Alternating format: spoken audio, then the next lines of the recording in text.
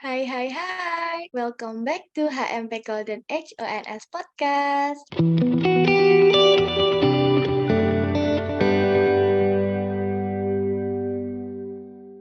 Kali ini aku Elisa mau nemenin hari puasa kalian buat bahas sesuatu.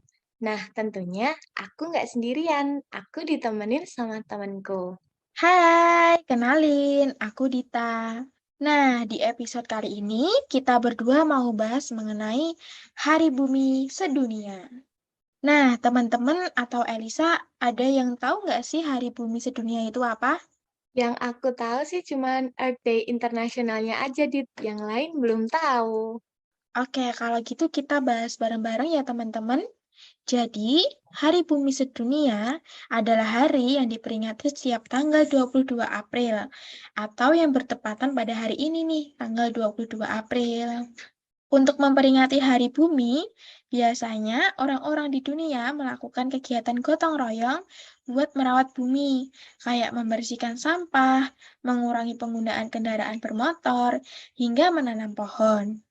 Nah, aktivitas ini dilakukan supaya bumi tetap menjadi tempat tinggal yang baik dan sehat, bukan cuma buat manusia, tapi juga buat semua makhluk hidup yang ada di bumi.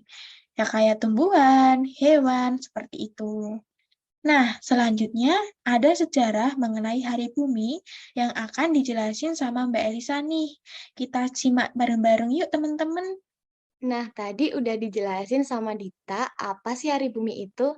Sekarang, sejarah Hari Bumi. Walau Hari Bumi digagaskan oleh Senator Amerika Serikat sekaligus pecinta lingkungan Gellert Nelson di tahun 1970, konsep dari Hari Bumi sudah mulai beredar sejak periode 1960-an. Amerika Serikat di kala itu sedang melalui gerakan awal dari kebangkitan akan kesadaran lingkungan nih teman-teman. Orang-orang mulai sadar akan efek pencemaran lingkungan akibat aktivitas manusia. Sepanjang tahun 60-an, Amerika Serikat pun melalui banyak momen-momen pergerakan lingkungan hidup. Antara lain, buku Silent Spring diterbitkan. Di buku ini menekankan bahaya penggunaan pestisida DDT berlebihan, yang diikuti dengan larangan penggunaan DDT di Amerika Serikat. Disahkannya The Clear Air Act atau Undang-Undang Udara Bersih yang bertujuan untuk mengurangi polusi udara, The Water Quality Act atau Undang-Undang Kualitas Air yang berfokus pada standarisasi tingkat kelayakan dan kualitas air secara nasional, serta The Motor Vehicle Air Pollution Control Act atau Undang-Undang Pengontrol Pencemaran Udara akibat kendaraan bermotor yang berfokus pada standar emisi kendaraan bermotor secara nasional. Terbakarnya Sungai Cuyahoga di Cleveland, Amerika Serikat, dan tumpahan minyak di Laut Pesisir Santai Barbara di California. Kejadian yang terakhir berdampak besar bagi warga Amerika Serikat, dan kejadian tersebutlah yang menginspirasi Senator Gellert Nelson untuk menginisiasi Hari Bumi. Tadi sejarah Hari Bumi udah aku jelasin. Sekarang tema Hari Bumi Sedunia bakal dijelasin nih sama Dita. Oke, setelah kita menelusuri sejarahnya, ternyata Hari Bumi benar-benar keren banget ya teman-teman. Tentunya dengan terus membangun kesadaran publik akan pentingnya menjaga lingkungan, bumi kita bisa terus terjaga dengan baik dan tentunya menjadi yang sehat. Maka itulah yang menjadi salah satu alasan kenapa Hari Bumi Sedunia terus diperingati sampai hari ini. Nah, ada yang menarik lagi nih setiap tahunnya. Hari Bumi mengangkat sebuah tema. Temanya apa saja ya kira-kira?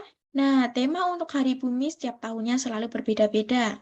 Contohnya, pada perayaan Hari Bumi tahun 2021 kemarin, yang bertemakan Kembalikan Bumi Kita. Tema ini bertujuan untuk memulihkan dan mengisi kembali planet ini dengan pemikiran inovatif yang dapat memulihkan ekosistem dunia. Karena bumi yang sehat bisa membantu kita untuk punya kehidupan yang lebih baik. Dan untuk tema Hari Bumi Sedunia tahun 2022 adalah Invest in Our Planet atau berinvestasi di planet kita. Tema kali ini berdekatan sama perubahan iklim yang lagi kita rasakan sekarang. Nah, pasti dari teman-teman akhir-akhir ini sering ngerasa kok tiba-tiba panas banget, kok tiba-tiba dingin banget ya. Nah, jadi tema ini bertujuan untuk mengajak orang-orang, pemerintah, dan perusahaan untuk mengambil langkah nyata dalam mendukung lebih banyak bisnis yang dalam sistem produksinya menggunakan cara yang ramah lingkungan. Jadi, mulailah untuk membeli produk dari perusahaan yang ramah lingkungan ya teman-teman. Oke, kira-kira apa aja ya Mbak Elisa hal yang dapat dilakukan untuk berpartisipasi dalam perayaan Hari Bumi ini?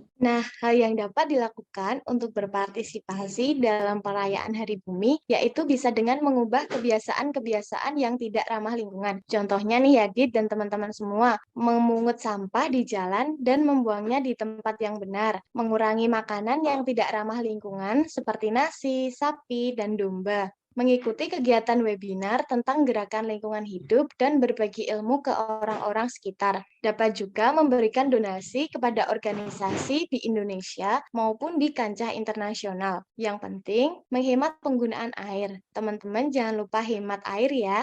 Dan poin paling pentingnya, reduce, reuse, and recycle. Kurangi, gunakan kembali, dan daur ulang.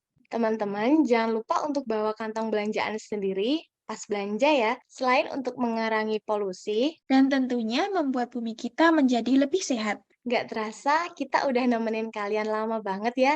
Semangat menjalani puasa teman-teman. Selamat Hari Bumi. See you on the next episode. Bye-bye.